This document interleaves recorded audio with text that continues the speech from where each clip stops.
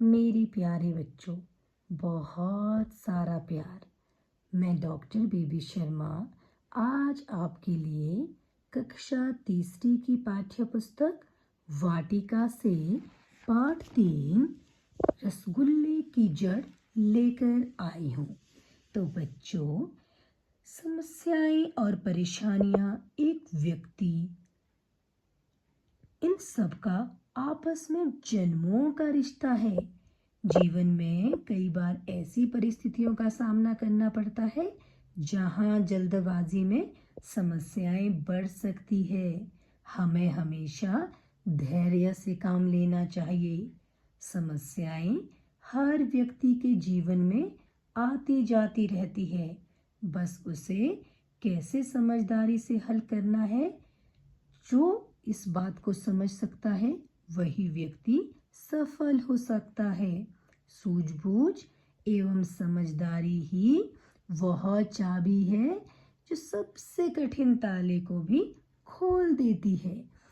इसी के अंतर्गत रसगुल्ले की जड़ नामक पाठ हम आज यहाँ पढ़ेंगे। एक बार राजा कृष्णदेव राय के दरबार में ईरान का एक व्यापारी आया। राजा कृष्णदेव राय ने अपने एक मंत्री को उसके खाने और रहने का उचित प्रबंध करने का आदेश दिया। एक दिन रसोइये ने भोजन के साथ मीठे में रसगुल्ले बनाए।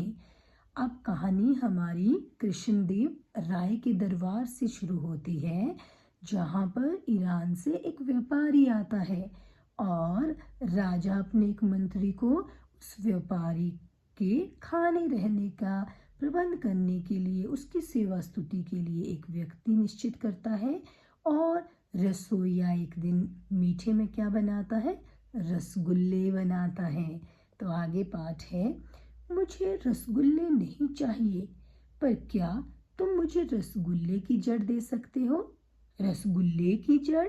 तो बच्चों, पाठ यहाँ से ही शुरू होता है। अब जो व्यापारी है वो क्या मांगता है? रसगुल्ले की जड़।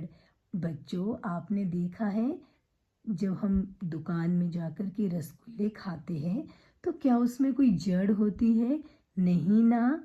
तो व्यापारी भी देखना चाहता है कि इस राज्य में कितने समझदार मंत्री है, कितने समझदार लोग हैं, और उसी सूझबूझ को ये परखना चाहता है।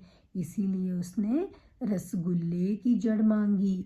तो बच्चों, आप भी सोचिए, क्या रसगुल्ले में आपने कोई जड़ देखी है? और रसगुल्ले की जड़ क्या हो सकती है? और हम पाठ आगे ले जाते हैं। रसोइया व्यापारी की बात नहीं समझ पाया और उसने राजा कृष्णदेव राय को व्यापारी की मांग के बारे में बताया।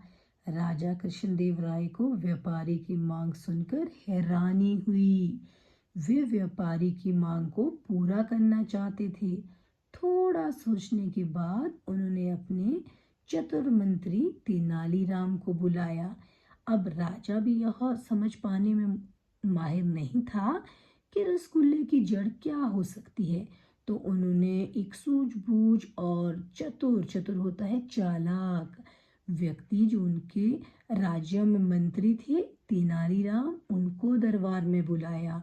अब वो उससे परामर्श करना चाहते थे कि जो व्यापारी ने मांग की है उसे कैसे पूरा किया जाए। तेनाली, हमारे अतिथि को रसगुल्ले की जड़ चाहिए। क्या तुम बता सकते हो कि रसगुल्ले की जड़ कहाँ मिलेगी? तेनालीराम कहते हैं, जी महाराज, बस मुझे एक दिन का समय दीजिए। अब बच्चों, राजा ने तेनालीराम से जब पूछा कि क्या तुम इस व्यापारी के लिए रसगुल्ले की जड़ दे सकते हो, ला सकते हो, तो कितने दिन का समय मांगा है तेनालीराम ने? सिर्फ एक दिन का समय उन्होंने मांगा है। तेनालीराम एक दिन का समय मांगकर वहां से चले गए। अगली सुबह तेनालीराम मलमल के कपड़े में से ढका एक कटोरा हाथ में लिए दरबार में आए। अब जो तेनालीराम है वो अपने उत्तर के साथ अपने राजा के दरबार में पहुंच चुके हैं। कटोरे के ऊपर ढका कपड़ा हटाकर व्यापारी के हाथों में कटोरा थमाते हुए बोले, लीजिए रसगुल्ले की जड़। यह क्या है तेनाली? मिठाई। अब देखो, उन्होंने उत्तर में जो कहा यह प्रशंसनीय है। उन्होंने क्या कहा? मिठाई शक्कर से बनती है और शक्कर का स्रोत गन्ना होता है, इसलिए रसगुल्ले की जड़ गन्ना है। तो बच्चों, यह तेनालीराम की होशियारी है, तेनालीराम की सूझबूझ है और उसी की समझदारी है जो इतने मुश्किल प्रश्न का उसने इतना अच्छा हल ढूंढा है।